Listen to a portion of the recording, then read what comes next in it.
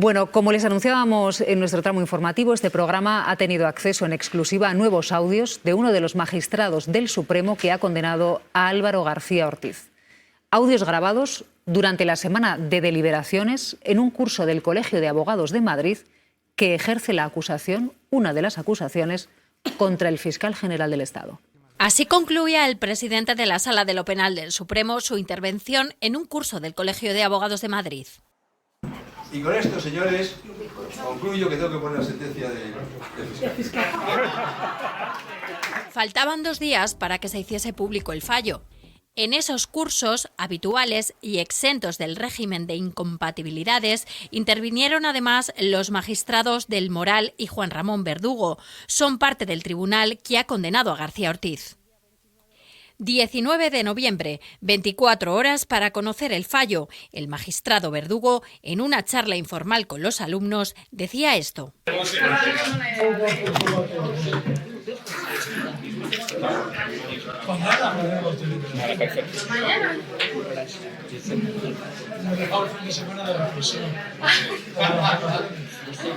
¿Les basta solo?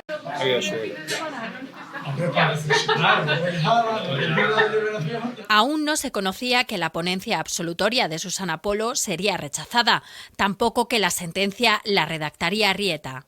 Hasta en 2 ocasiones más, Verdugo hizo referencia al caso que había enjuiciado, una dentro del aula. De hecho, es práctica habitual que se le dé también un margen a las partes para que pidan pruebas. De hecho, si ustedes siguieron el juicio del fiscal general, se propusieron 10, 12 o 13 cuestiones previas que sobre todo cuestionaban la legalidad de algunas pruebas, del registro, de las intervenciones telefónicas, de la imparcialidad de juez y tutor, en fin. Son estas cuestiones que antes no tenían acceso cuando era sumario ordinario, ahora ya se ha generalizado su posibilidad. Y de nuevo, en una charla distendida con los alumnos. Además, quieren decir que les sirva la diferencia entre deliberación y deliberación. 2 semanas después de conocer la condena, seguimos sin sentencia. Al juez Verdugo le preguntaron si, como él decía, les bastaba el fin de semana para reflexionar. La pregunta a esta hora, magistrado, es si un juez que estaba en ese momento encausando al fiscal general del Estado, en las jornadas de deliberación, en un curso con unos alumnos, podría aludir a ciertos detalles del caso que hasta ahora no conocíamos, como que se habían dado el fin de semana para reflexionar. Para respetar a una institución se tienen que hacer respetar los miembros que la componen.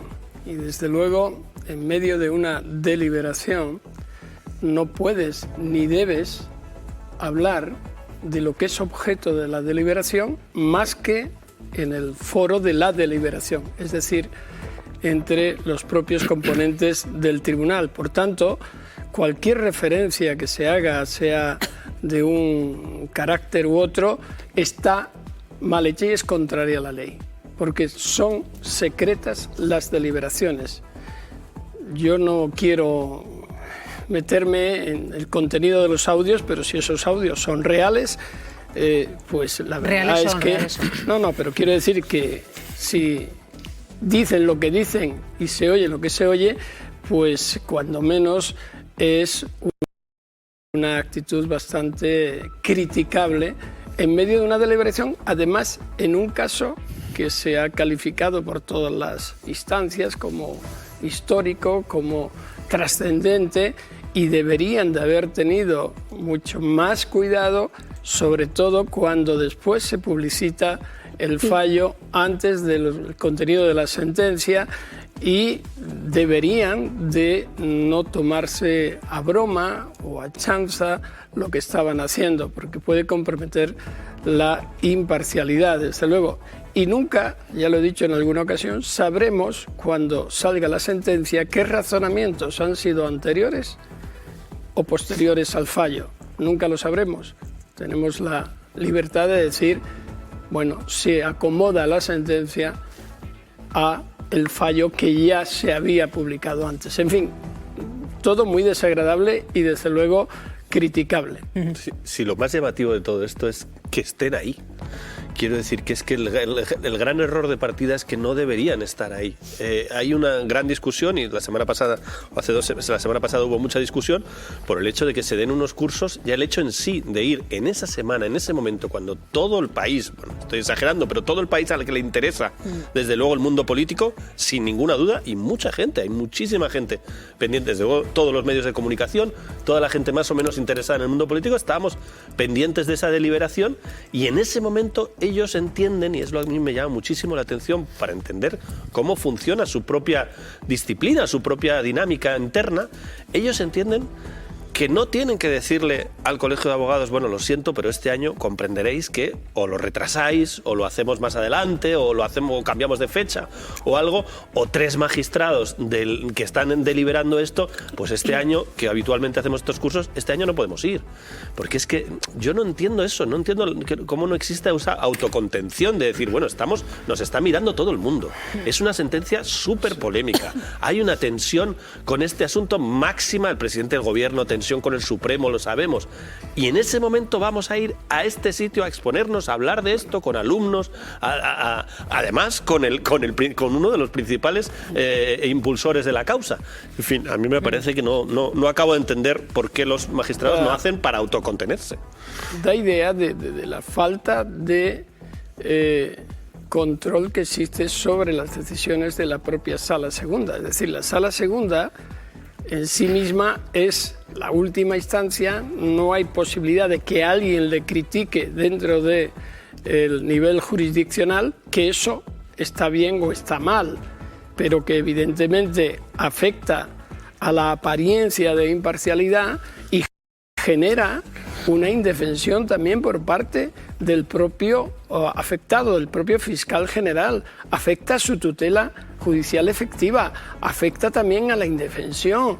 Es decir, se están generando unos espacios que pueden determinar la propia nulidad de esa sentencia. Insisto, son aspectos muy graves.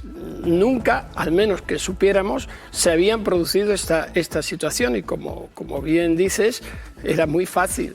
Un compañero te sustituye o se aplaza el desarrollo de esas conferencias y ya está. Pero es la sensación de impunidad, de que nadie puede decir nada y que quien lo diga o lo decimos se corre el riesgo de que la sanción sea mayor, ¿no? Entonces, eso está ahí, esa es la gravedad de esa falta de instancia que pueda corregir esos comportamientos. Pero a quien consultar, ¿no? Porque es que decía, oiga, esto lo podemos hacer, no lo podemos hacer, claro, lo deciden ellos. Pero una vez en el curso, yo no sé si os llama la atención, Pablo, en fin, la forma de expresarse que tienen estos magistrados al hablar en concreto del caso que ellos mismos están juzgando en los días en los que deben estar deliberando. A ver, es verdad que hablan de forma informal y de forma coloquial, es verdad que es un ámbito, entiendo, un momento, una circunstancia privada en la que se presupone que no hay cámaras, que no hay micrófonos, vaya por delante, que la exclusiva de Televisión Española la aplaudo. Pero, es un curso, pero es verdad, es un curso a los abogados que han querido apuntarse, es decir, que no es un evento privado, sino que es, digamos, una clase a esos. Sí, pero que no se suele. Que sí, son unos cursos con unos letrados, pero que normalmente el contenido del mismo después no se reproduce en los medios de comunicación ni se da información a los medios de comunicación. Entiendo que está acotado a las personas que están allí, ¿no? Y decía la compañera, la responsable de tribunales de Radio y Televisión Española, que de hecho son habituales y que no son incompatibles con el régimen de incompatibilidades, ¿no? Por lo cual aquí yo creo que esto lo limito donde lo apuntaba Carlos, que es si es prudente o no es prudente que en vísperas de que tomen una decisión sobre la sentencia del fiscal general del Estado, pues aunque no sea incompatible, si se debe o no se deben hacer estos cursos en ese contexto. Bueno, ese debate sí me parece relevante, ¿no? Si los magistrados, o este magistrado en concreto, a tenor de que estábamos ante un juicio muy relevante, la sentencia es importantísima y ha marcado un punto de inflexión, si debía de haber aceptado acudir o no, aunque fuera compatible. Ese debate me parece. Ahora, que haya ido a este curso resta crédito a la imparcialidad del Tribunal Supremo. mismo. Yo eso no lo veo. Vamos a centrarnos en las declaraciones un segundo, por si ustedes están incorporando. Vamos a esperar, como bien decía también el magistrado Baltasar Garzón, a la sentencia. Vamos a centrarnos en las declaraciones de estos audios que estamos emitiendo en este programa en exclusiva sobre uno de los magistrados que juzgó y condenó al fiscal general del Estado, donde dice en un curso, en esos días en los que estaban de deliberaciones, hay 3 magistrados que participaron en un curso, a uno de ellos ya le escuchamos la semana pasada, a otro de ellos, 24 horas antes de emitir el fallo, dio un detalle que hasta ahora no conocíamos, que era que se habían dado el fin de semana de reflexión, y otro detalle que dice a los abogados que van a ese curso, pueden decir que les he dado la conferencia entre deliberación y deliberación. Antón Losada, muy buenos días. Hola, ¿qué tal? Buenos días, ¿cómo estás? ¿A ti esto qué te parece, Antón? Bueno, a mí me parece que, por lo menos cuando yo estudiaba Derecho aquí en la Facultad de Derecho de la Universidad de Santiago de Compostela, me insistía mucho en que la justicia tenía que mantener en todo momento la apariencia, al menos la apariencia, de imparcialidad. De hecho, se suele representar a la justicia desde el siglo XVI con una venda a los ojos, no tanto porque sea ciega, sino porque se le pide que mire a los hechos y no a las personas. Cuanto más vamos sabiendo, parece que en este caso una parte importante, la mayoría del tribunal, no solo no miraba los hechos y miraba exclusivamente a la persona del fiscal general, no solo no tenía los ojos vendados, sino que tenía la vista muy graduada y visión muy de túnel, muy centrada en la figura del fiscal general. Os estaba escuchando ahora decir que es normal participar en estos cursos. Hombre, el curso no creo que fuera sobre el juicio al fiscal general. Y la pregunta es, ¿qué hacen magistrados que están presidiendo un tribunal revelando detalles de un juicio que todavía no ha sido resuelto en un curso del Colegio Profesional de Abogados? Me da igual que sea el fiscal general, me da igual que fuera otro caso, que no afectara al fiscal general, que estuviera... La gravedad de este asunto es andar revelando detalles sobre un juicio que todavía no está resuelto y no es en un ámbito privado. Yo cuando doy clases en la Universidad de Santiago no estoy en un ámbito privado. No estoy en un hecho privado con mi familia en una cena de Navidad. Estoy dando clases en la Universidad de Santiago de Compostela. Todo lo que diga allí tiene consecuencias y se me hace responsable de lo que digo ahí. Tenemos múltiples casos de profesores que han tenido que pagar por las cosas que decían en el aula y en muchos casos merecidamente. Esto no es un ámbito privado. Esto es un curso oficial en el Colegio de Abogados, dado por magistrados del Tribunal Supremo que son mayores de edad y saben perfectamente lo que están diciendo y lo que están haciendo. Y corregidme si me equivoco, el curso no era sobre el juicio al fiscal general del Estado. No era. Era un curso sobre casación y sobre todas aquellas dudas que, en fin, pueden tener los abogados que quieren apuntarse a ese curso para especializarse, digamos, en el turno de oficio. Es decir, no había nada que pudiese, digamos, justificar que se usase para hablar de este asunto el caso del fiscal general del Estado. 2 de los audios han sido captados mientras estaba hablando con los alumnos. Otro de ellos usa en su ponencia, en su charla, el caso del fiscal general del Estado para hablar del reproche que se hace a algunos. Que no está resuelto todavía. No. Un caso que todavía, insisto, no está resuelto. Es que a mí me parece de una excepcional gravedad. No hablo tanto en términos penales como en términos de cómo debe funcionar la justicia de un país. ¿Qué hace? Insisto, porque lo acabáis de decir vosotros, no es un curso clandestino, es un curso oficial. Es un curso oficial del Colegio de Abogados, donde se están tratando otros temas que no tienen absolutamente nada que ver con el juicio al fiscal general del Estado. ¿Qué hace un magistrado que todavía no ha resuelto, miembro de un tribunal que todavía no ha resuelto el asunto, dando detalles sobre la deliberación y sobre el contenido del asunto? Y no hablemos ya del tono en el que se ha expresado, tanto en estas grabaciones como en las grabaciones que conocimos la semana pasada. Esa es la seriedad que se espera de un magistrado del Tribunal Supremo. Así es como se enfocan los temas. Es que, insisto, a mí sí me da igual que sea el fiscal general del Estado. Es que si fuera yo la persona que estuviera siendo juzgado, me inquietaría profundamente que los magistrados de mi tribunal se dedicaran a hacer chascarrillos y se dedicaran a hacer chistecitos en corrillos con alumnos sobre mi caso, sobre mi asunto, el asunto que ellos están juzgando. También se refirió a usted, magistrado, pero ya se lo cuento luego. Sí, bueno, no, yo quería hacer una puntualización en lo que estaba diciendo Antón Losada y lo que estábamos hablando aquí. La cuestión, yo no digo la imparcialidad, es la apariencia de imparcialidad, que es lo que la sociedad en general podemos percibir al respecto. Eso por una parte. Por otra parte es que a día de hoy seguimos sin sentencia. 2 semanas lo cual después. Es muy grave. El tercer caso, que no es un recurso de casación, que parece ser que era sobre lo que se hablaba, sino que es un juicio en única instancia y por tanto pendiente. Y además, según ese audio, se dan el fin de semana para deliberar, quiere decir que estaban en medio de esa, y que el resultado de ese fin de semana fue el 20 de noviembre, es decir, el fallo condenatorio. Por tanto, la cadencia y la concatenación de esas afirmaciones del curso y de la deliberación tienen una trascendencia especial en cuanto a la apariencia de imparcialidad, que queda rota. A mí lo que me parece grave de estas últimas informaciones que estamos valorando hoy es que hablan efectivamente de 2 palabras que hemos dicho todo el rato, que es impunidad y la falta de apariencia de imparcialidad. Y la idea además de que da igual. Porque claro, decía Pablo con razón, este tipo de cosas normalmente no se hacen públicas, ¿no? Pero claro, ellos saben que los chavales tienen, o no tan chavales, los abogados tienen móviles. O sea, la exposición, la posibilidad de que esto trascendiera era mayúscula, era mayúscula. ¿Y por qué no importa? ¿Y por qué no hay miedo? ¿Y por qué no hay cierta prudencia, no? Uno hablaría de prudencia incluso. Pues porque parece ser que esto pues viene a ser habitual, que este tipo de cursos no son ilegales, que este tipo de incompatibilidades existen, que alguien que te ha dirigido la tesis pues luego es juez en un sitio en el que tú eres abogado principal, que ocurren estas cosas y que el Consejo General del Poder Judicial no tiene nada que decir y que además parece como que hay un apagón informativo sobre esto, como nos pasaba en otras épocas con el rey Juan Carlos, que había cosas que no mirábamos, que no denunciábamos, que no se veían, porque no sé, eran como determinadas cosas donde no había que mirar, y hago también un mea culpa con respecto a lo que pasa mediáticamente, ¿no?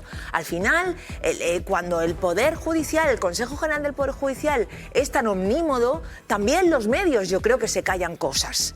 Y nos vemos ahora con que algo que parece que es normal, que nos están contando que dónde está el problema, pues de repente todos nos echamos las manos a la cabeza, porque claro que hay un problema.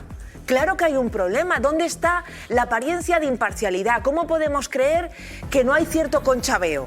Cuando estamos hablando de abogados, tesis que te dirijo, para que se hagan la idea en casa, cuando alguien te dirige una tesis, no puede participar en ningún concurso en el que tú estés, no puede participar en nada que tenga que ver contigo porque hay una relación personal.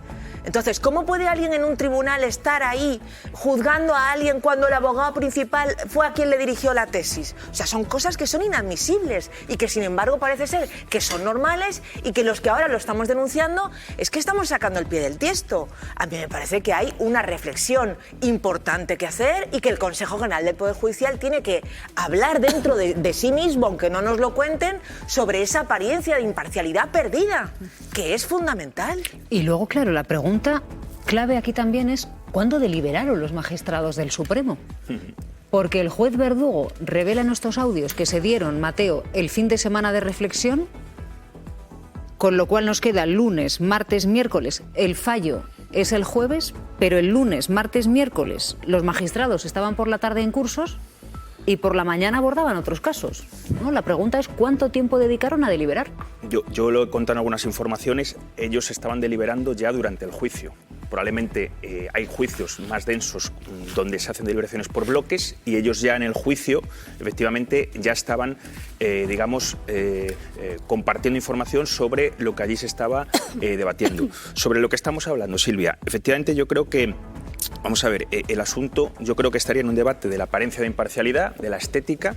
Creo que en esos audios, porque eso es lo fundamental, se está, revelando algo de las deliberaciones internas. Eso es lo que, habrá que debatir. El dato del fin de semana no había trascendido. No había trascendido. Es verdad que el magistrado Verdugo habla de asuntos que conocíamos en las cuestiones previas, Silvia, por ejemplo, que se trataron en las cuestiones previas, 10, 11, 12 asuntos relacionados con vulneración de derechos fundamentales, los registros, el asunto de la imparcialidad del juez instructor, de Ángel Hurtado, multitud de asuntos que es verdad que la sala tenía que resolver y era lo que ahí menciona el magistrado Verdugo en esos audios. ¿Qué pasa? Que hay una querella de Comunes presentada la semana pasada. Comunes es, como bien sabéis, una plataforma de Sumar.